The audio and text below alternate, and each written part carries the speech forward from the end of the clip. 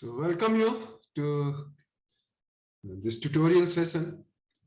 If you have any problems from the homework problems, feel free to ask them. Now, before we start discussing these problems from homework 4, there were a couple of typographical errors in the assignment sheet which I had posted.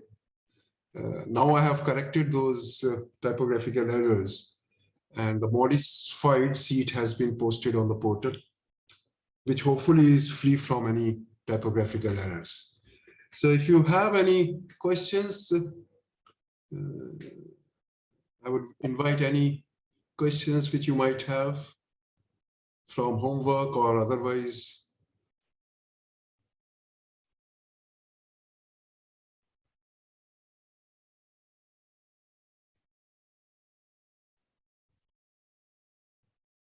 Does anyone has any questions?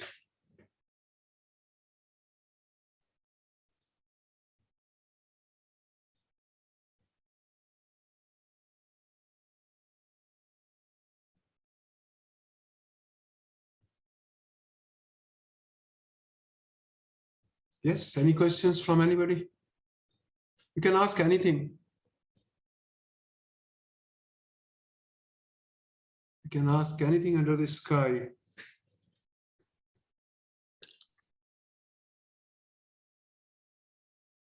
Yeah, please don't hesitate.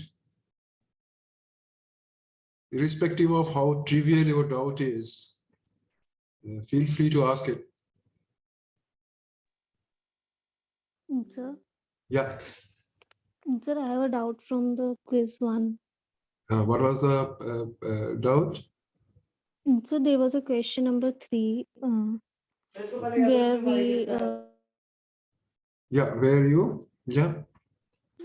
where we have to show that the maximum of mode of x1 and mode of x2 will be complete and sufficient. Which example? Can you just repeat the example? Can you read the question for me? Because right now I don't have the sheet in front of me, but if you read it, I'll be able to recall it. What was the problem? So the question was that x1 and x2 are two random variables following uniform minus theta, comma theta.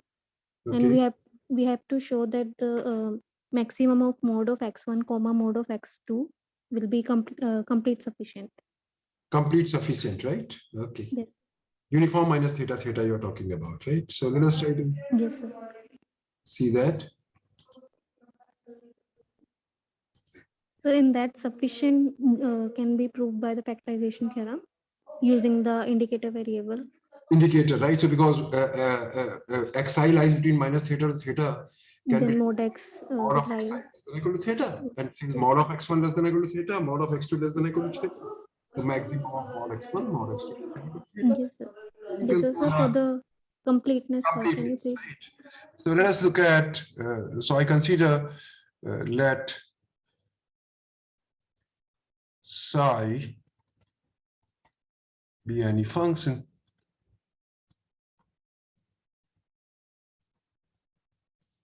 such that expected value of psi of what was that? So y is 0, let me say.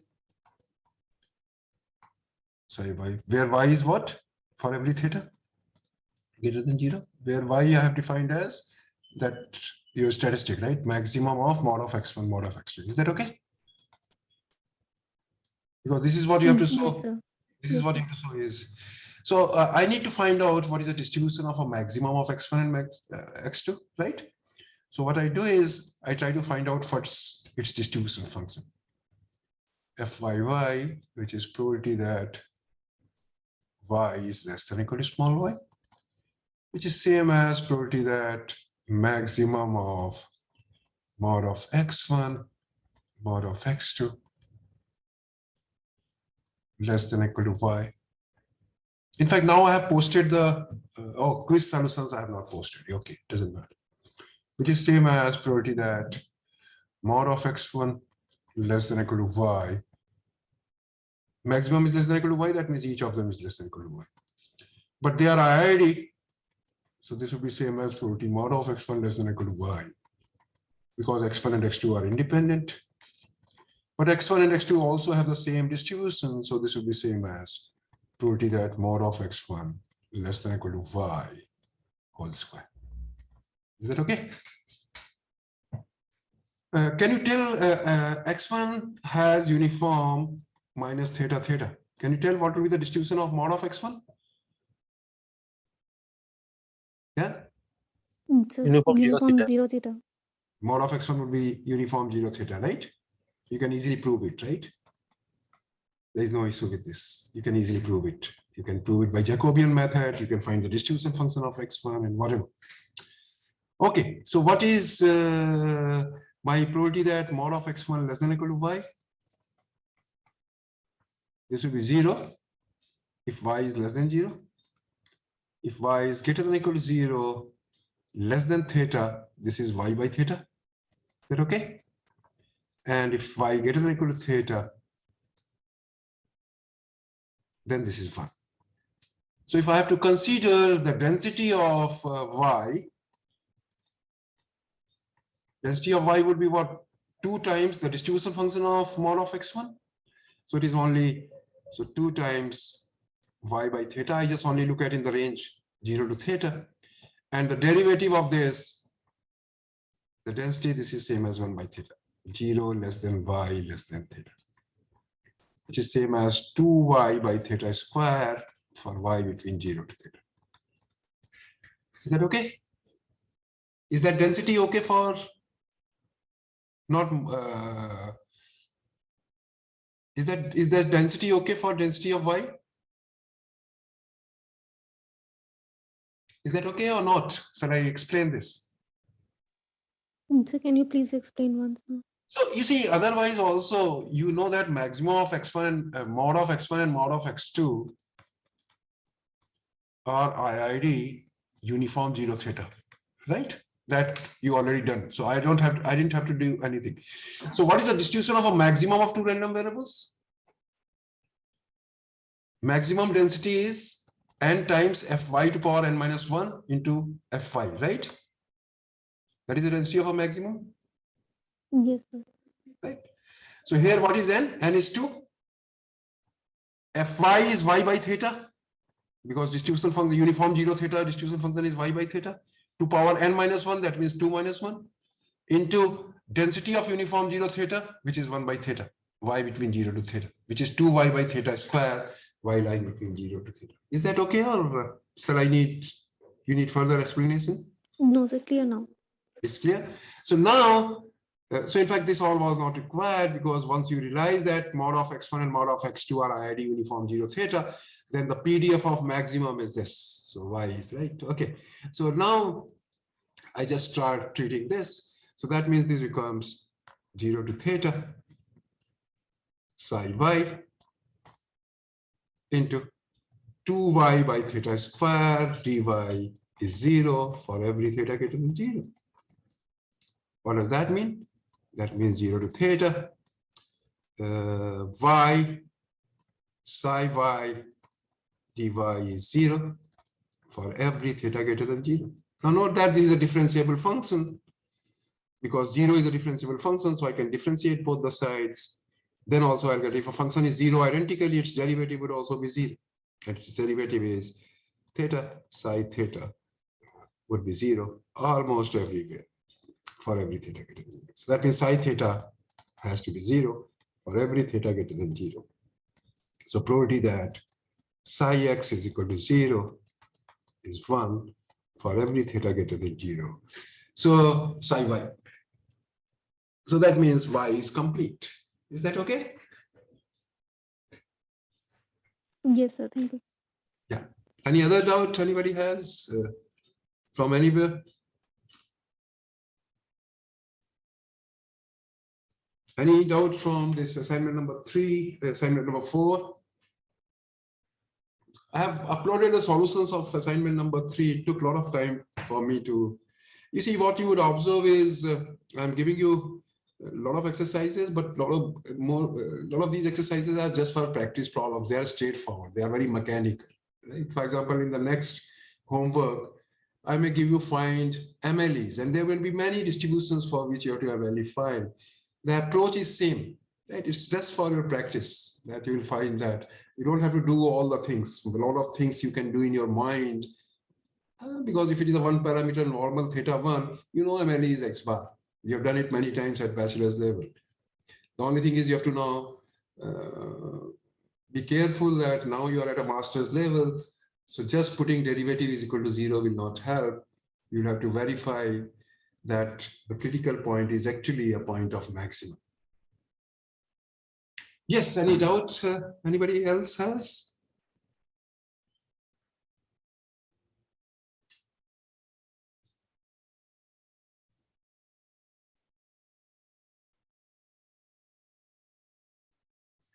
You don't have any doubts? Nobody has any doubts?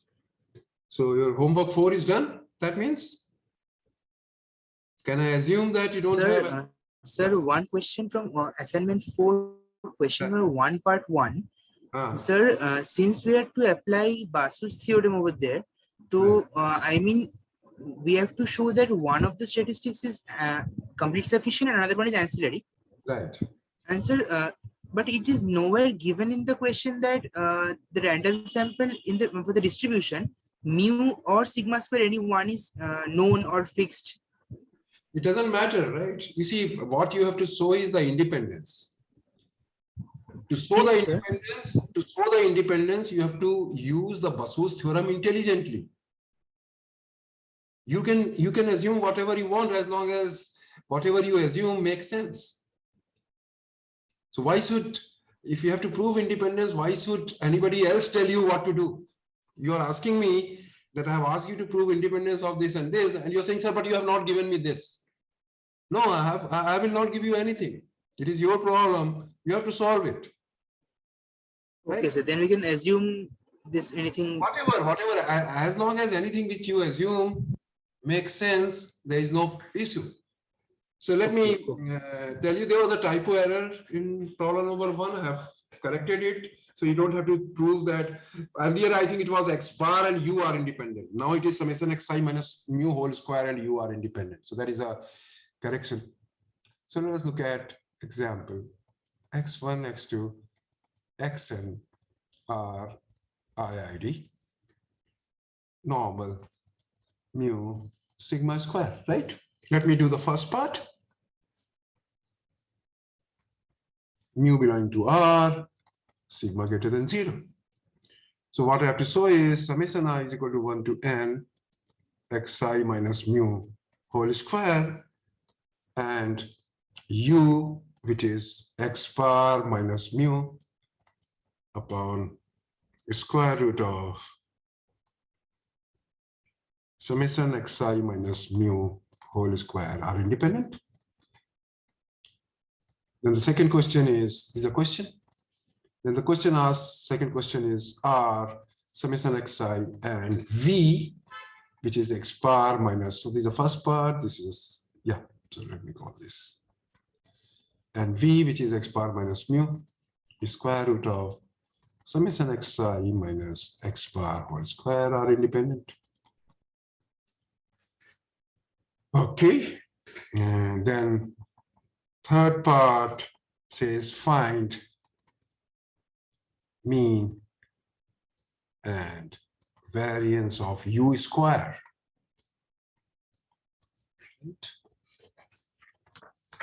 Okay, so the way I have to do it, first of all, you know that if I have to use the Basu's theorem is only about statistics.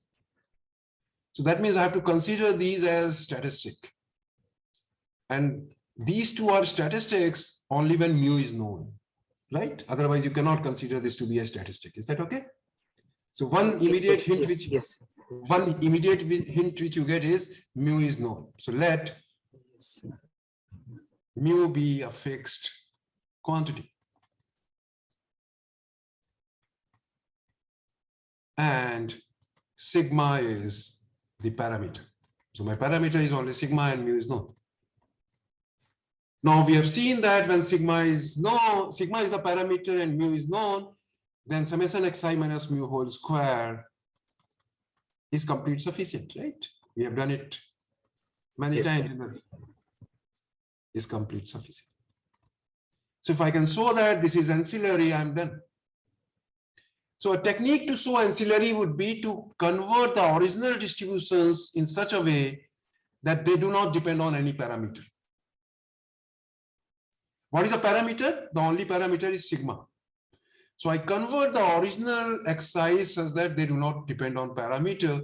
So immediate thing is I define zi as xi minus mu by sigma. Right, so that I can make original observations independent of sigma, and then I can write down this statistic which I want to show as ancillary in terms of these zi's. If I can write down this explicitly in terms of zi's, that means the distribution of u will not depend on sigma because the distribution of z doesn't depend on sigma. So then z1, z2, zn are IID uniform, sorry, IID normal 0, 1. I can write down xi in terms of zi, which is mu plus sigma times zi. I need to get x bar minus mu and summation xi minus mu whole square. So what is x bar? X bar would be mu plus sigma times z bar, right? Because 1 upon n summation xi. And what would be xi minus mu? That is the denominator you'll get, that is sigma times zi. You see, Z1, Z2, Zn are IID normal 0, 1. That means the joint distribution of Z1, Z2, Zn, distribution of Z1, Z2, Zn does not depend on parameter, which is sigma in my case. So what is my u? U can be written as x bar minus mu, which is sigma times z bar, divided by square root of summation xi minus mu whole square is same as sigma square summation zi square, which turns out to be z bar upon square root of summation zi square. But I have seen that the joint distribution of Z1, Z2, Zn does not depend on any parameter, and U only depends on Z1, Z2, Zn. So this would be ancillary. I'm done. Similarly, for V also you can show that. What is a V? V is x bar minus mu, which is sigma times z bar, times square root of xi minus x bar.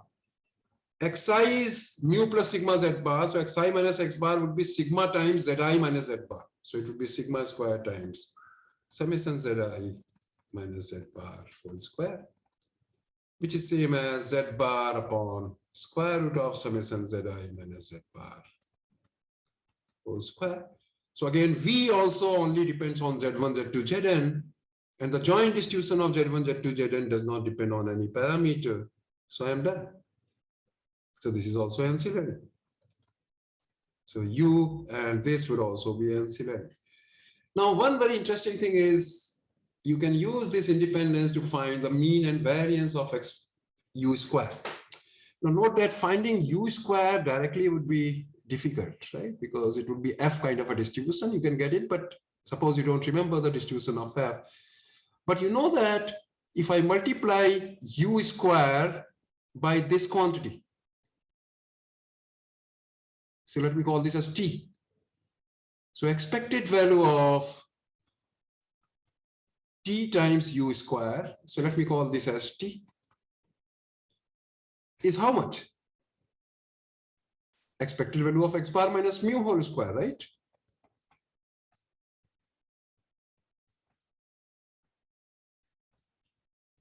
But you know that T and U are independent, so expected value of T into expected value of U square turns out to be expected value of x bar minus mu whole square. That is very easy to find, which is same as variance of x bar minus mu, which is same as variance of x bar, which is sigma square by n, plus expected value of this whole square, but expected value of this is 0, so plus 0.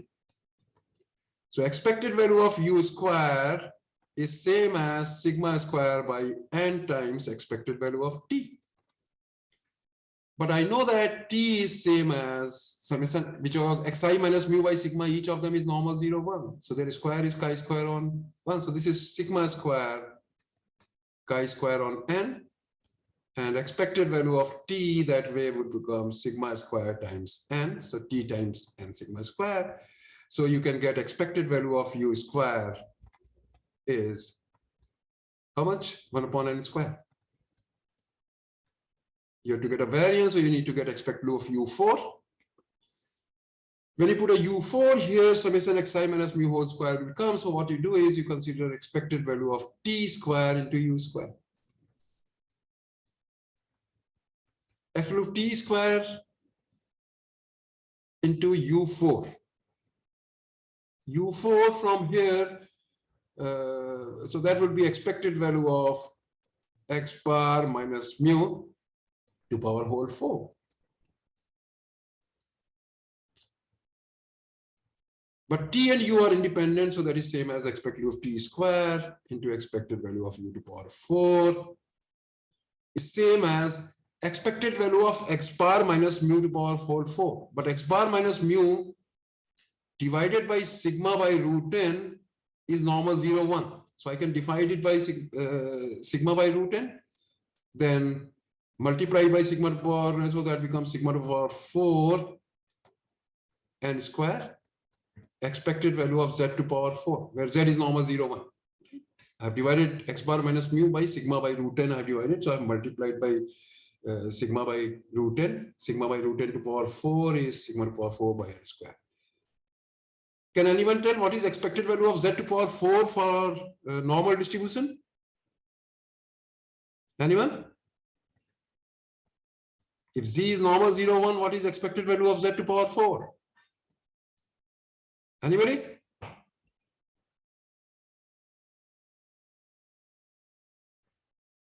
Does anyone remember or not? This is from your bachelor's level. So 3 sigmas, is it 3? 3, very good. Because it is a kurtosis, right? Kurtosis of a normal, kurtosis of a normal, you know, is 3. And what is the kurtosis? Fourth movement divided by Square of the second moment. But variance here is 1. So x equal to z4 would be 3. So very good. So this is same as 3 sigma to the power 4 by n square. So now you have to only find expected value of t square. T is sigma square on chi square on n. So t square would be sigma to the power 4 chi square n whole square. So expected value of t square would be sigma 4 into expected value of square of chi square n. Square of chi square n is same as variance of chi square n, which is same as 2 times degrees of freedom, plus expected value of chi square n whole square, which is n square. So you can find expected value of u to power 4. Now, once you have to find expected value of u to power 4, your variance of u square becomes expected value of u to power 4 minus expected value of u square. So note that, note the beauty of the Bassio's theorem. If you have to find directly, then possibly you have to resort to very complicated things, right? But here, just with simple manipulations, you are able to find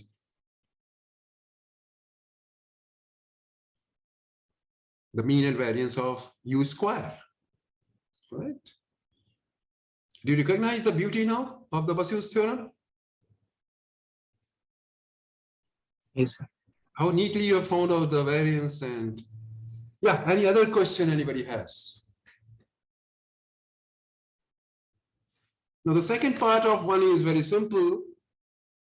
Here suddenly x bar and this you have to show as independent. So you have to consider when x bar is complete sufficient. X bar would be complete sufficient only when sigma is known, right? So in the part C, so you see, I'm not telling anything, right? Yes, sir. Depending on the situation, we need to realize that. You see, this is your work. You have to take a work from whatever you have at your disposal, right? Somebody else will not provide you the tools. You have to see whether whatever you have available with you, I can use that. So in the second case, I know that if there is any way I can use the Basu's theorem, I'll have to look for a situation where x bar is complete sufficient, or x1 minus x bar, xn minus x bar is complete sufficient. That's a very complicated situation. That will never be. Because complete sufficient statistic would be minimal sufficient. It should have a dimension 1, 2, and so on, minimal dimension possible. So I assume that let sigma be fixed and mu is a parameter, is the parameter.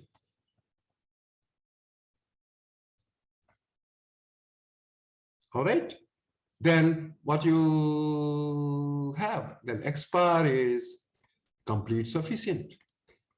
Now to show that this is ancillary, so to show that t is ancillary, I have said you do the same thing. You convert the original observations so that your things do not depend on unknown parameter. So what should be the transformation I should consider in terms of original parameter, original one? Sigma is fixed. Xi Mu minus is, mu. I can easily consider xi minus mu because then z1, z2, zn are IID. Normal 0 sigma square. I don't have to bother about sigma square because I've taken sigma to be fixed. It is not a parameter for me. So z1, z2, zn are IID normal 0 sigma square. So distribution does not, so joint distribution of vector z, which is z1, z2, zn, does not depend on parameter mu. So what is your t? So what is your xi? Xi is zi plus mu. What would be your x bar? Would be z bar plus mu, right? So xi minus x bar would be zi minus z bar because mu would get cancelled. So x1 minus x bar would be same as z1 minus z bar, zn minus z bar. But the joint distribution of z1, z2, zn does not depend on any parameter. So this distribution does not depend on parameter mu as the joint distribution. It is very important that you consider a joint distribution of z1, z2, zn, not individually. Because there is a possibility that marginal distribution may not depend on a parameter, but joint may depend on a parameter. Because they may have a correlation factor, like happens in the bivariate normal. If you have a bivariate normal, x1 is normal, marginals are normal, mu1 sigma 1 square, x2 is normal, mu2 sigma 2 square. They don't have a parameter rho, but the moment you consider a joint distribution, additional parameter rho comes into picture. So just showing that Z1 does not depend on the parameter will not do. You have to show the joint distribution of Z1, Z2, Zn. But here the joint distribution of Z1, Z2, Zn is same as product of marginals of normal 0 sigma square. And since marginal does not depend on sigma square, this product of marginal will also not depend on any parameter. So this implies that x bar and Z1 minus Z bar, Zn minus Z bar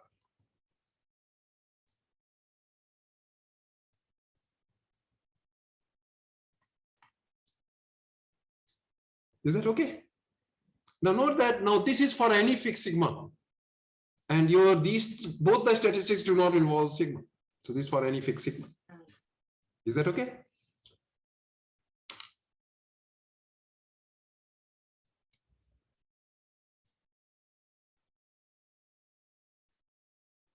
Now, once x bar and t are independent,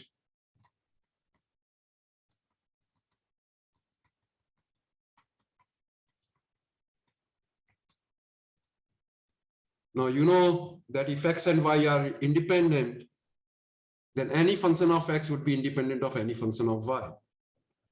In particular, if x and y are independent, then gx and hy would be independent for any functions g and h. So then I take G to be X bar itself, then G X bar and any function of this I can take as summation I is equal to 1 to n.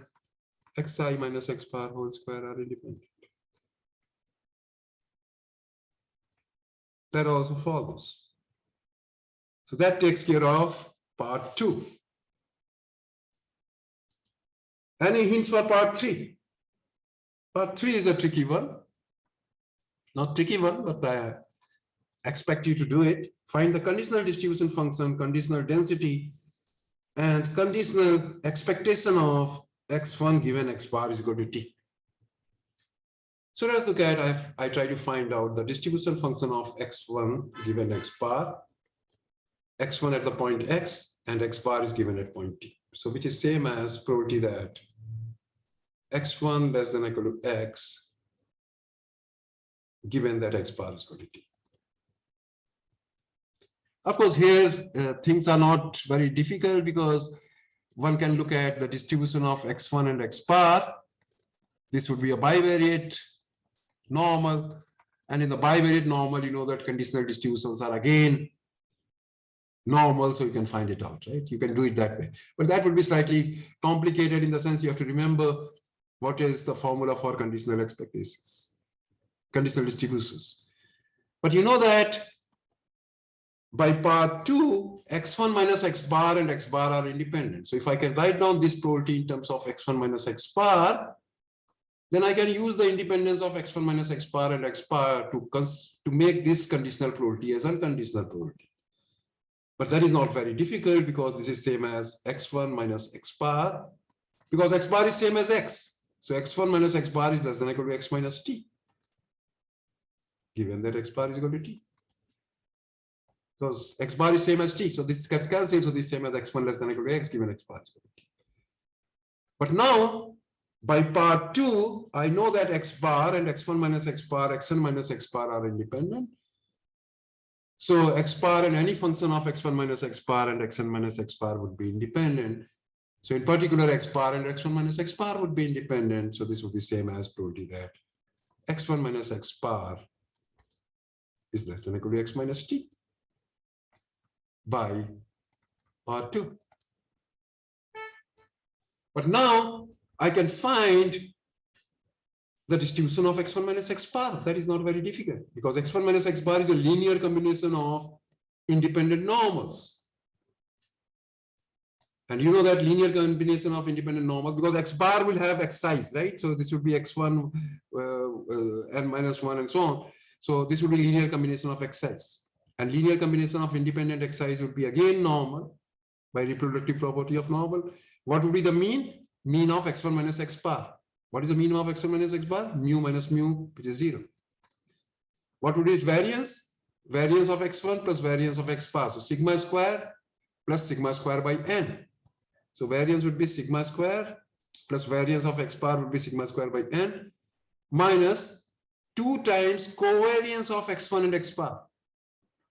Covariance of x1 and x bar is nothing but sigma square by n. Right?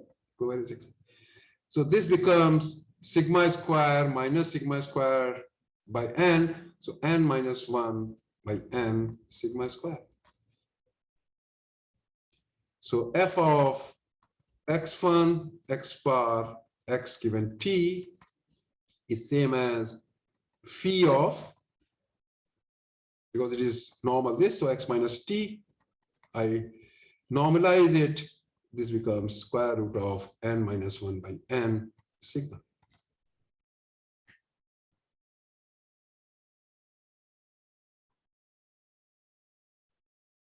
So you can tell what is the distribution of, it is clear from here x1 given x bar is equal to t.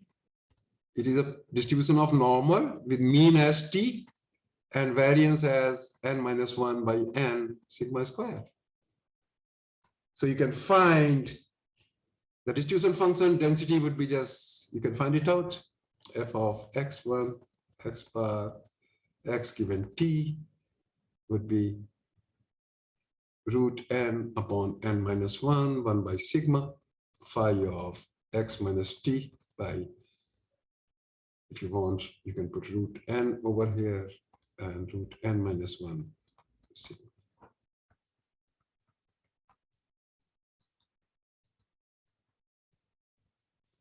So expected value of x1 given x bar is equal to t is just t.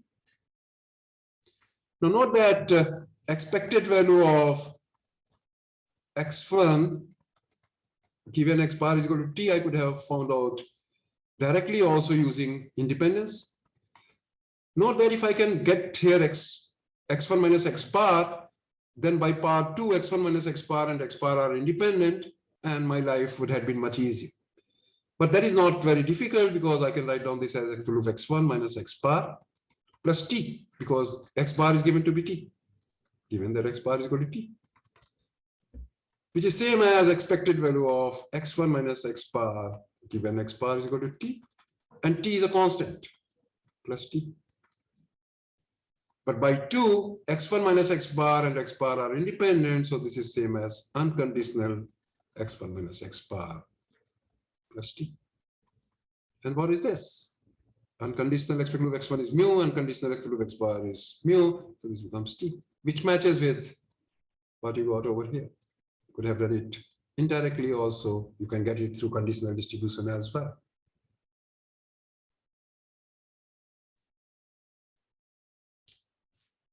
So, yeah, I gave you a lot of examples now. I leave it up to you to ask me anything, any of the problems which is bothering you, or any of the concepts, any of the notions which are bothering you.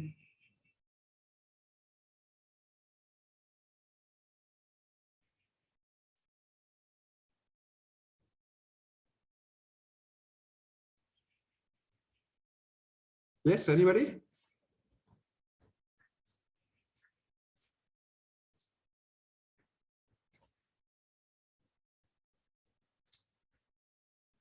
Okay, now then let me complete the last part also. I'll again stop and ask you if you have any doubts. Part by using the MGF and findings of 2, find the distribution of W, which is xi minus x bar whole square. I have to use the MGF. I have to find this distribution. You know this is sigma square, chi square, n minus 1.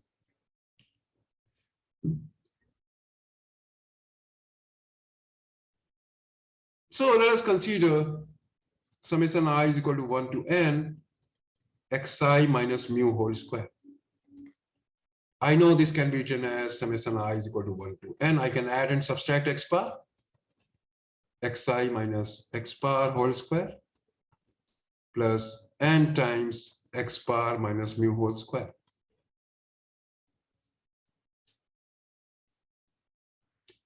Now I know that these two quantities are independent. X bar and summation xi minus x bar whole square are independent. This only depends on x bar. So that means n x bar minus mu whole square and summation xi minus x bar whole square are independent. I can call this as u. This is w plus v.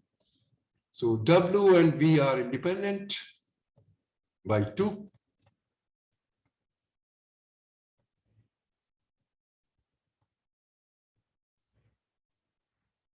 What is the distribution of u?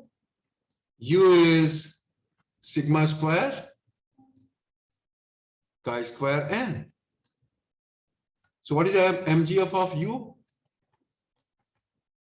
1 minus twice t sigma square to power minus n by 2. And range is 1 minus 2t sigma square should be greater than 0. So t less than 1 by 2 sigma square. What is the distribution of v? I know root n x bar minus mu by sigma is normal 0, 1. So its square would be chi square on 1. So this would be v would be nothing but sigma square chi square on 1. So that means mvt is same as 1 minus twice t sigma square to power minus 1 by 2 for t less than 1 by 2 sigma square. So what you get from here, mut is same as m of w plus vt. But you know that the moment generating function of a sum of independent random variables is same as the product of moment generating functions. And w and v are independent. So sum of moment generating function of some w plus v would be same as mwt into mvt. So MUT turns out to be this. But MUT you already know is 1 minus twice t sigma square to power minus n by 2 is same as MWT into MVT also you know is 1 minus twice t sigma square to power minus 1 by 2. This all is true as long as t is less than half. T is less than 1 by 2 sigma square. So you get MWT is 1 minus twice t sigma square to power minus n minus 1 by 2, t less than half, t less than 1 by 2 sigma square. And what is this? This is MGF of sigma square chi square on n minus 1 degrees of freedom. So you know that MGF of W matches with MGF of sigma square chi square n minus 1 on t less than 1 by 2 sigma square. So in fact, this whole of this. And you know by the uniqueness of MGF that if MGF of U and MGF of V match in an open interval around 0. In fact, here is a too much thing around 0, right? Because it holds for anything less than 1.2 sigma square. So there is always a neighborhood of 0 in which MWT matches with the movement generating function of sigma square chi square n minus 1. So this would imply that W has sigma square chi square n minus 1 by uniqueness of MGF. All right. So I solved everything for you for problem number 1. Any doubt anybody has? Let me again repeat. Sir, in the third part. In the third part of the problem 1? Yeah. Yes, sir. Yes, sir. Problem 1, third part that you have solved. Yeah. Sir, I want to ask, can you go back to that page? Third part, yes. Yes, sir. Here, 5th line, sir, conditional distribution, basically. Sir, Yeah. how this is coming, I don't understand. This one? Yes, sir. Yes, sir. Okay.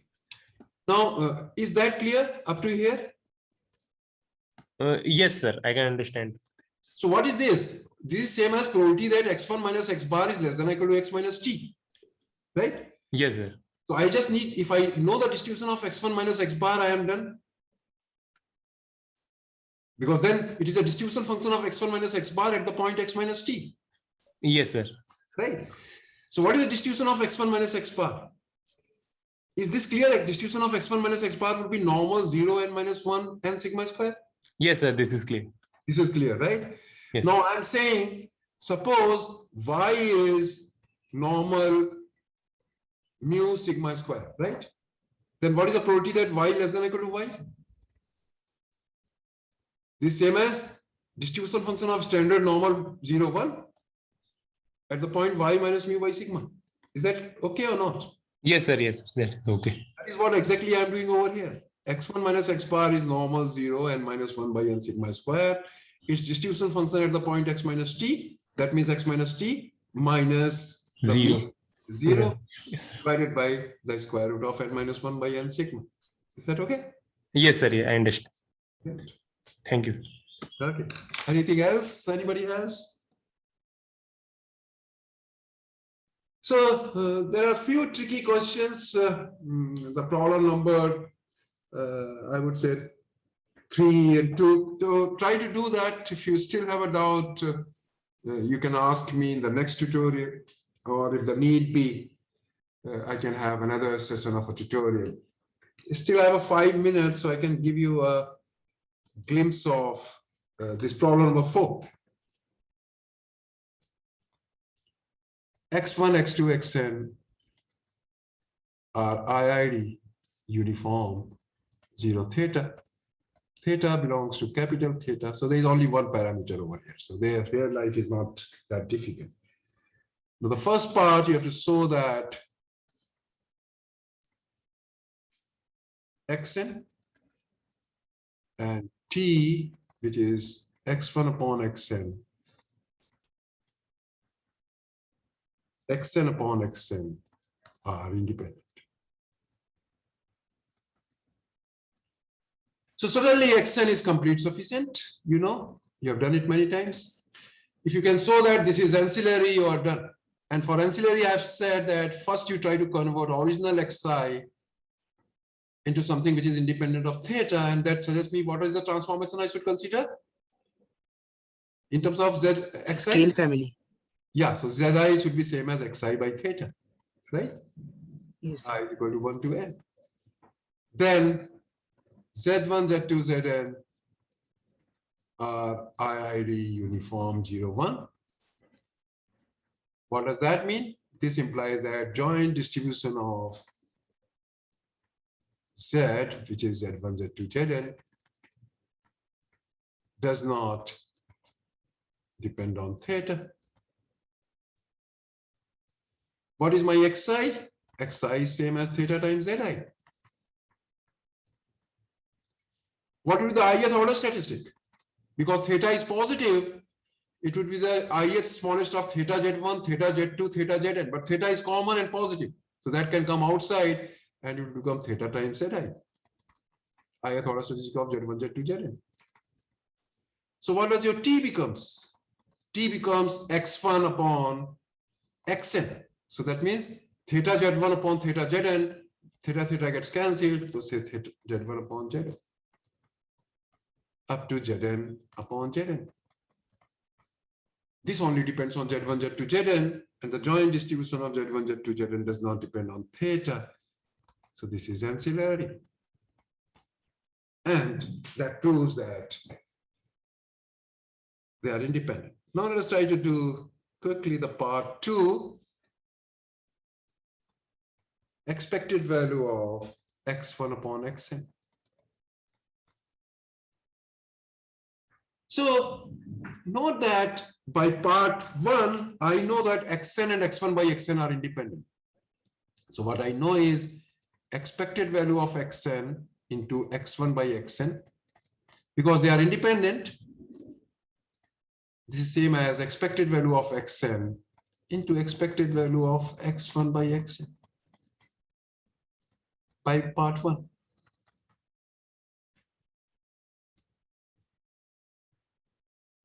Now note that to calculate expected value of x1, xn without loss of generality, I can take theta to be 1. Why? Can anyone tell why without loss of, if I have to find expected value of x1 upon xn without loss of generality, I can take theta to be 1? Because it is ancillary. The distribution of x1 upon xn is ancillary by part 1. Because t is ancillary, so its marginal will also not depend on theta.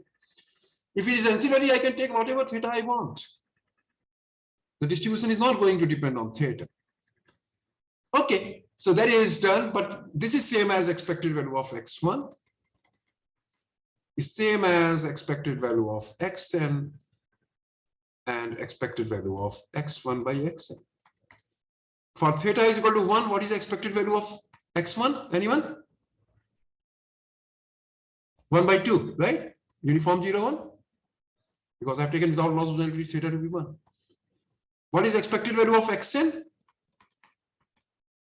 Expected value of a maximum of uniform 0, 1. Maximum of 0, 1, 0 to 1. Expectation of xn, that means t. What is the density of xn for uniform 0, 1? N times t to power n minus 1 dt. And this becomes n upon n plus 1. So your expected value of x1 upon xn becomes, yeah, expected value of x1, which is n upon 2 times n plus 1. No, it would become expected value of x1 upon expected value of xn, so n plus 1 upon 2n. Right. So try to do those problems. Some of these problems may be tricky. For example, fourth 3 is exactly same as fourth 2. In fourth 2, finding this conditional density and conditional density would be tricky, because here conditional distribution of x1 given xn will neither be discrete nor continuous, because x1 can be equal to xn, na? Because if x1 given xn is equal to t, then x1 can take value t, because x1 can be same as the maximum with probability 1 by n. So it would be neither discrete nor continuous. So that is the only part where you have to apply your brain slightly much more carefully. And rest of the problems are straightforward applications of Basu's theorem. So I would encourage you to solve these problems. If you have doubts, we can always discuss it in the next tutorial session, but by the next tutorial session, you'll have another set of problems. But we can discuss it if the need be. We can have a separate session. You can ask me during the lectures also, but lectures normally I avoid, because then whatever I was supposed to cover in the lectures, that I'll not be able to do it. But I can always wait after the lectures if any one of you have doubts, and I can try to clarify your doubts after the lectures. So let us say if lecture finishes at 8:50, I can stay back for a few more minutes, and if you have any doubts, I can clarify those. So that's all for today. It's already 16:52, 4:52. So I don't want to take your time. So as you know, this Friday I'm not here. So there will not be any tutorial session this Friday. I'll meet you on Monday. Anyway, we are meeting tomorrow at 2 for our regular lectures. That's all from my side. If some of you still want to stay back, you can always stay back. Others may leave.